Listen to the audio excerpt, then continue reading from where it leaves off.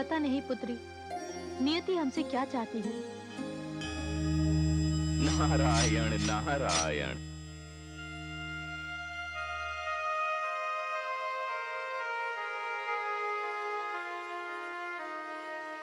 भाभी श्री, बधाई हो। बधाई? किस बात की बधाई? पुत्री गौरी, तुम अपना व्रत तोड़ सकती हो। ये आप क्या कह रहे हैं तायाश्री? बताइए ना नारद जी, बात क्या है? होना क्या है भाभी श्री, बस यूं समझ लीजिए कि सारी चिंताएं समाप्त, संकट के बादल छंट गए हैं और जिस शुभ घड़ी की हमें प्रतीक्षा थी वह आ गई है। मैं समझी नहीं देवर्षि, बात क्या है? भाभी श्री, मैं तो चाहता हूं कि मैं कुछ भी ना कहूं और आप समझ जाएं। पहेलियां ना बुझाइए देवर्षि, स्पष्ट कहिए, क्या बात है? भाभी श्री, मैं पिताश्री ब्रह्मा के आश्वासन पर भगवान शिव को गौरी के साथ विवाह का प्रस्ताव देकर आ रहा हूं और भगवान शिव ने कहा है कि आने वाली किसी भी शुभ घड़ी पर यह कार्य संपन्न हो जाएगा। तायाश्री, क्या ये सत्य है? पुत्री, पिता यदि पुत्री से झूठ बोले तो ये मर्यादा के विरुद्ध होगा और तुम तो जानती हो मैं मर्यादा का प्रचारक हूं। अब शीघ्र ही तुम अपने पति के घर कैलाश चली जाओगी।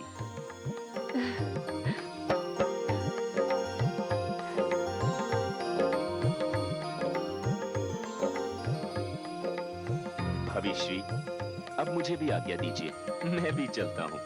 यदि इस समय मुझे भ्राता दक्ष ने देख लिया तो मेरा वध करके ही मानेंगे। धन्यवाद नारद जी, आपने बड़ी कृपा की गौरी पर। ये अब क्या कह रही हैं भाभी श्री? पिता यदि पुत्री के भविष्य के लिए कुछ करता है तो वह पुत्री पर नहीं, स्वयं अपने आप पर कृपा करता है। और फिर हमारी पुत्री भी कौन है? गौरी, जो स्वयं देवी का स्वरूप है। नारायण नारायण। हे देवी परमेश्वरी, ये सब तुम्हारी कृपा है। ये छल है, कपट है, मर्यादा के विरुद्ध बात है ये। इस कार्य को मैं क्या समझा तुम? क्या बात है स्वामी, आप किस पर इतना रुष्ट हो रहे हैं? किसी पर नहीं पुत्रवधू, ये अपने आप पर रुष्ट हो रहा है। प्रणाम पिताश्री। सौभाग्यवती भव। प्रणाम करता हूँ, किंतु समझ में नहीं आ रहा आपको किस नाम से संबोधित करूं। सत्य कह रहा है तू, संबंधों की मर्यादा भूल गया है तू। अपनी प्रिय पुत्री पर जो व्यक्ति अन्याय कर सकता है उसे तो अपने पिता को पिता कहने में लज जाएगी ही। समझ में नहीं आता कि मैं तुझे क्या कहूं। और आपने जो किया है उसे मैं क्या कहूं? उसे तू क्या कहेगा? तू तो अपनी पुत्री का जीवन नष्ट करने चला था, उसे जीते जी मारने चला था। दक्ष, तू एक अस्वस्थ और रोगी परंपरा का आरंभ करने चला था और यदि तू अपने कार्य में सफल हो जाता तो इसके पश्चात संसार की हर पुत्री अपने दुर्भाग्य पर रोती रह जाती। तू अनर्थ करने जा रहा था, वो तो भला हो नारद का जिसने मुझे समय पर सूचित कर दिया, और आज एक बड़ा अनर्थ टल गया। अच्छा, तो ये सारी करतूत उस नारद की। वो हृदयहीन क्या समझेगा कि मैं एक पिता हूं और अपनी पुत्री के लिए क्या कर रहा हूं और क्यों कर रहा हूं? उसे हृदयहीन मत कहो। जब मैंने उसे जन्म दिया था तो उसे हृदय नहीं दिया था, और जिसे मैंने हृदय दिया वो हृदयहीन ही रहा। तू भावनाहीन है। तुझे जन्म देना ही मेरी भूल थी, किंतु आज मैंने अपनी भूल का सुधार किया है। क्या सुधार किया है आपने? आपने अपनी पौत्री गौरी को एक दरिद्र के घर पहुंचाने का सारा प्रबंध कर दिया है। आपने देवताओं, यक्षों और गंधर्वों के समक्ष मुझको अपमानित किया है। मैं ब्रह्मापुत्र दक्ष, श्रेष्ठ प्रजापति। अरे श्रेष्ठ प्रजापति, तू ब्रह्मा पुत्र के रट लगाए बैठा है। तू ब्रह्मा पुत्र है, ब्रह्मा नहीं है। तो सुन, मैं वंश की श्रेष्ठता से अधिक व्यक्ति की श्रेष्ठता को महत्व देता हूं। क्या समझता है तू शिव को? वो भगवान है, त्रिलोकी नाथ है, सारे देवी देवता उनके समक्ष नतमस्तक हैं। तू क्या है और तेरा अस्तित्व क्या है? तूने उनका अपमान करके मुझे लज्जित किया है। ये मत भूलना, यदि मैं तुझे जन्म दे सकता हूं तो तेरा अस्तित्व मिटा भी सकता हूं। पिताश्री, चुप रह। यदि पिता के प्रति अभी भी थोड़ा सा सम्मान शेष है तेरे मन में, तो जैसा मैं कहता हूं वैसा ही तू कर। जानता है, मुझे अस्तित्व प्रदान करने के पश्चात जब आदि शक्ति ने मुझे कोई अस्त्र शस्त्र नहीं दिया था, तब उन्होंने कहा था कि मैं पिता हूं और सारी सृष्टि मेरी संतान है, और कोई भी पिता किसी भी परिस्थिति में अपनी संतान का वध नहीं करता। किंतु आज ये बात मैं सौगंध पूर्वक कह सकता हूं, यदि मेरे हाथ में शस्त्र होता तो मैं तेरा वध करने से नहीं चूकता। त्राहिमाम पिताश्री, आप जैसा कहेंगे, जो कहेंगे वही होगा। बोल दक्ष, मैं जो कहूंगा उसे तू स्वीकार करेगा? स्वीकार करूंगा। ठीक है, तो सर्वप्रथम कह कि मैं शिव को जामाता स्वीकार करता हूं।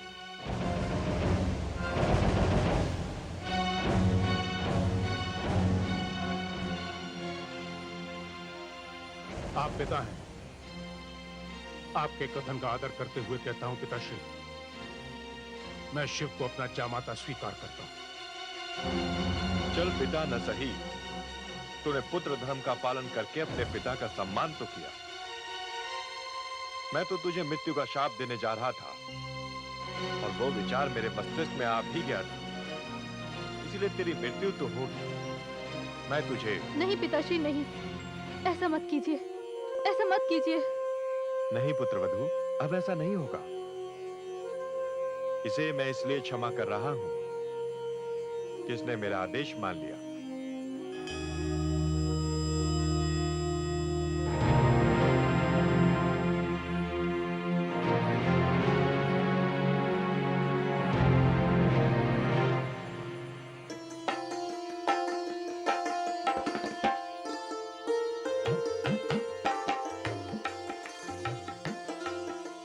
ये सब क्या है माँ?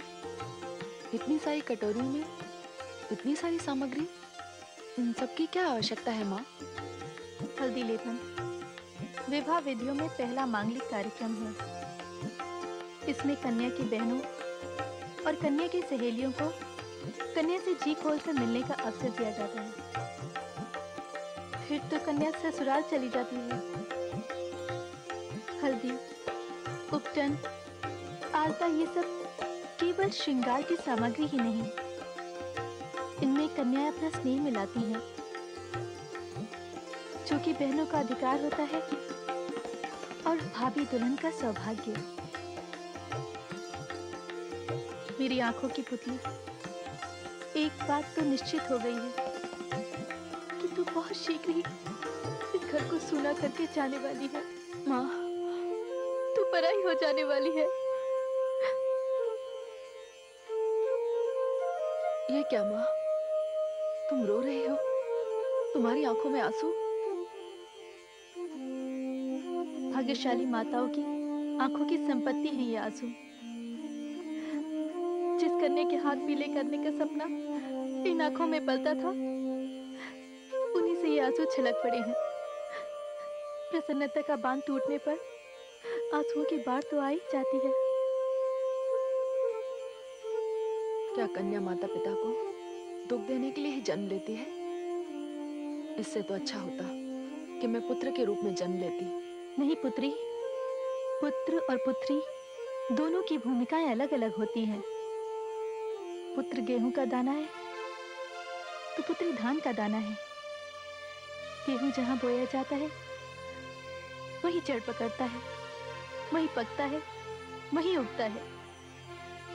किंतु कन्या का जीवन अधिक चुनौतीपूर्ण होता है। वो धान के दाने की तरह होती है, जहां उसे बोया जाता है, जड़ पकड़ने से पहले ही उसे उखाड़ दिया जाता है। फिर उसे दूसरी जगह रोपा जाता है और फिर उखाड़ दिया जाता है। जड़ पकड़ना और उखड़ना, यही कन्या के जीवन की नियति है, यही उसकी उपलब्धि है और यही सत्य है। कितना कठोर सत्य है माँ। हाँ, कठोर है ये सत्य, किंतु शिव और सुंदर भी है, मंगलमय और मधुर भी है। वे माता पिता धन्य हो जाते हैं जिनके घर कन्या जन्म लेती है, क्योंकि कन्या के रूप में पिता अपने जमाता को एक नई सृष्टि का दान करता है। यदि ऐसा ना हो तो सृष्टि का तो अंत ही हो जाए। कन्यादान लेने वाले को कन्यादान करने वाले का आभार मानना चाहिए। पुत्री का पिता पुत्री देकर एक परिवार दे रहा है, वंश दे रहा है, गृहस्थी दे रहा है, पूरी संस्कृति दे रहा है। मैं तो हल्दी लगाऊंगी, तू कैसे लगाएगी? हल्दी तो मैं लगाऊंगी। तो ठीक है, मैं उपटा लगा लूंगी। ये हुई ना बात। बात तो समझ में अब आई है। अब मुझे ज्ञात हुआ है पिताश्री ने हम सभी छोटी बहनों का विवाह पहले क्यों कर दिया और आपका अब क्यों हो रहा है। उन्होंने सर्वश्रेष्ठ वर ढूंढ लिया है आपके लिए। बताइए ना, कौन है श्रीमान हमारे जीजा जी? गौरीपति। तुम्हारे जीजा जी हैं देवों में देव, महादेव, भगवान शिव। महादेव शिव। इसमें आश्चर्य की क्या बात है? जैसे देवियों में देवी हमारी बहन गौरी, वैसे ही देवों में देव महादेव शिव। अरे हमारा वंश तो धन्य हो गया ऐसा जमाता पाकर। क्यों बहनों?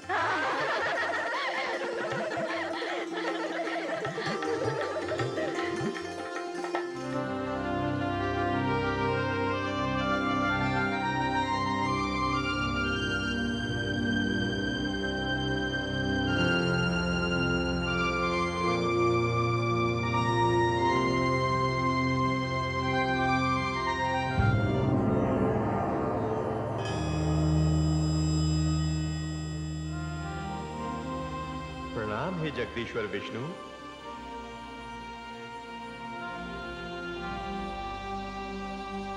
आइए ब्रह्मदेव आइए।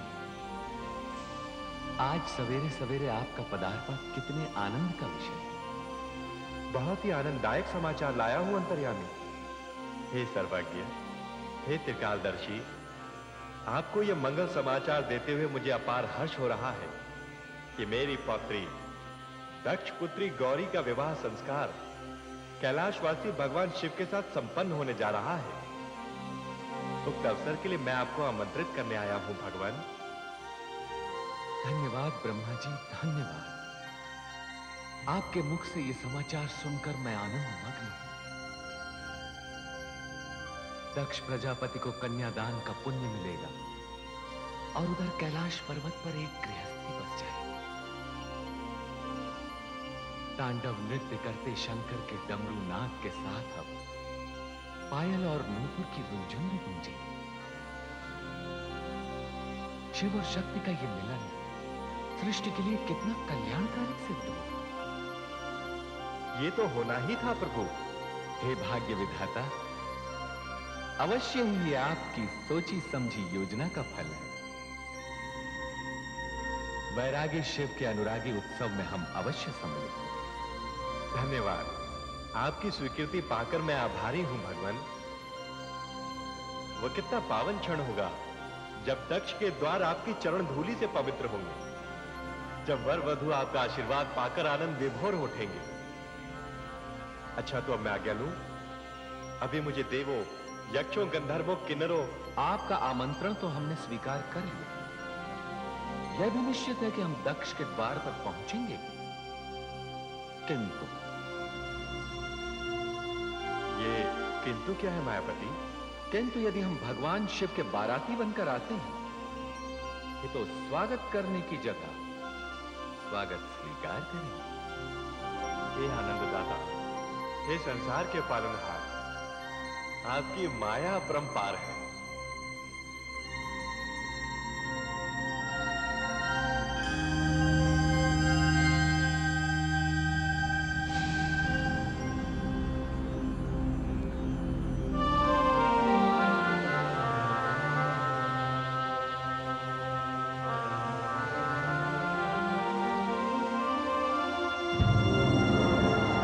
नारायण नारायण। अच्छा हुआ नारद तुम आ गए। मैं तुम्हारी ही प्रतीक्षा कर रहा था। जब मुझे आपका संदेश मिला कि आपने मुझे बुलाया है, तो मुझे तो अपने कानों पर विश्वास ही नहीं हुआ, क्योंकि आपने तो मुझे यहाँ ना आने की चेतावनी दे रखी थी। हाँ, चेतावनी तो दे रखी थी, किंतु तुम्हारी आवश्यकता आन पड़ी। मेरी आवश्यकता आन पड़ी? हाँ, कभी कभी बड़े संकट को टालने के लिए छोटे संकट को निमंत्रण देना पड़ता है।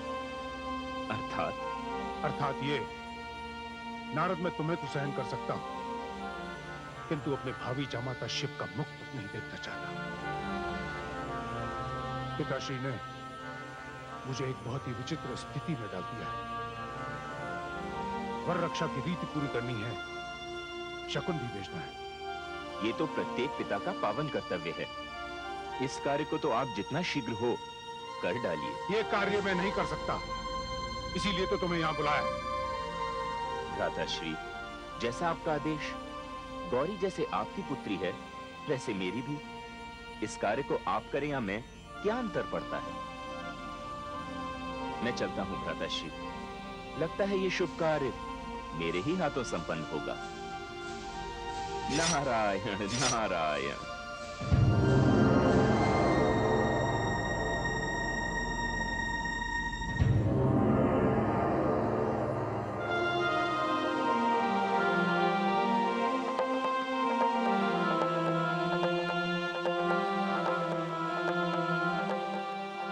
नारायण नारायण नारायण नारायण। कैलाशपति महादेव को मेरा प्रणाम। आइए आइए मुनिवर, कहिए कैसे कष्ट किया? कष्ट कैसा भोलेनाथ, भ्रमण करना तो मेरा जीवन है। 3 लोक 14 भुवन, ये भी आपके भ्रमण के लिए पर्याप्त नहीं होते होंगे मुनिवर। इसीलिए तो तीनों लोकों से न्यारी इस कैलाशपुरी में आ जाता हूं। अब मैं आपका स्वागत कैसे करूं? ये इंद्र की नगरी तो है नहीं, संपत्ति नहीं, वैभव नहीं, दिखावा नहीं, भीतर बाहर सब एक समान। हे महेश्वर, इसीलिए तो आपका इतना गुणगान होता है। और आप मुनिवर नारद केवल गुणगान करने तो आ नहीं सकते, अवश्य आपके मन में नियति को गति देने वाली कोई योजना होगी। कुछ नहीं भोलेनाथ, कुछ नहीं। मैं तो बस भ्राता दक्ष के यहाँ गया था, वहां से उपहार लेकर आपकी सेवा में उपस्थित हुआ हूं। उपहार?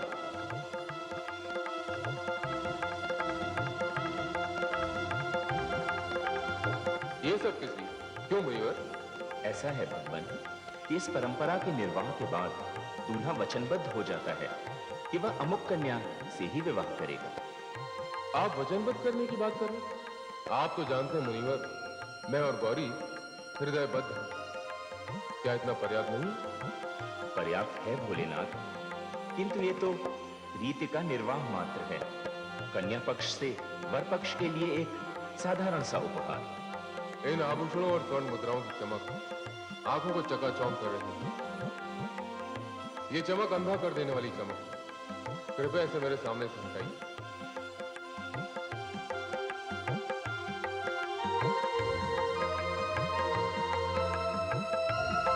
अब बोलिए मुनिवर। इसके अतिरिक्त कुछ भवन भी हैं भोलेनाथ, जो भ्राता दक्ष की विभिन्न क्षेत्रों में संपत्ति है। इसका अर्थ तो ये हुआ कि खुले आकाश के नीचे रहने वाले शिव को अब ससुराल की कृपा से रात की आवाज मिलेगी। मुझे राजभवन में घेर कर बंदी बनाने की योजना है। ये आप क्या कह रहे हैं भोलेनाथ? ऐसा कुछ भी नहीं है। ये वस्त्र, ये आभूषण, ये भवन, ये तो कन्या के भविष्य के लिए एक असहाय पिता की चिंता मात्र है। आप दुल्हे को विवाह के लिए वचनबद्ध करने नहीं, दुल्हे को मोल लेने के लिए आए। मुझे सब कुछ नहीं चाहिए, ऐसी परंपरा तो होनी भी नहीं चाहिए। दुल्हे के लिए दुल्हन से बढ़कर कोई उपहार नहीं होता। अन्य उपहार दुल्हन की महत्ता को कम कर देते हैं। कन्या पिता के जीवन का वो अनमोल धन होती है जिसे देकर वो वर परिवार पर उपकार करता है। अच्छा प्रभु, ये स्वर्ण मुद्राएं रहने देते हैं, किंतु आभूषण तो ग्रहण कर लीजिए। इन आभूषणों को ग्रहण करके मैं अपने पौरुष को कलंकित नहीं करना चाहता। पुरुष का सर्वश्रेष्ठ आभूषण तो उसका पौरुष होता है। ये आभूषण जो आप लाए हैं वो तो शरीर के बोझ हैं। भीतर के शून्य को बाहरी बोझ से ढकने के लिए मुझे इनमें से कुछ नहीं चाहिए। और ये रेशमी वस्त्र, इनका क्या करें भोलेनाथ? बागंबरधारी को सुंदर वस्त्रों से क्या लेना देना? आप धन्य हैं भोलेनाथ। जितने अनुरागी उतने वैरागी भी। हाँ देवर्षि, ये उपहार तो प्रजापति दक्ष के राजमहल की देन है। क्या एक राजा की ही कन्या है? क्या किसी धनहीन को अपनी पुत्री के हाथ पीले करने का अधिकार नहीं? यदि कोई धनहीन अपनी पुत्री को उपहार देना भी चाहे तो वो क्या करेगा? उसे इतना धन कमाने के लिए चोरी करनी पड़ेगी, पाप करना पड़ेगा, अपराध करना पड़ेगा। क्या किसी कन्या का पिता होना ऐसा दंडनीय अपराध है? देवर्षि, विवाह तो दो हृदयों का, दो आत्माओं का पावन बंधन होता है, मधुर मिलन होता है। इसमें धन के प्रदर्शन को कोई स्थान नहीं। महादेव, ये कहकर आपने संसार को एक उचित मार्ग दिखाया है।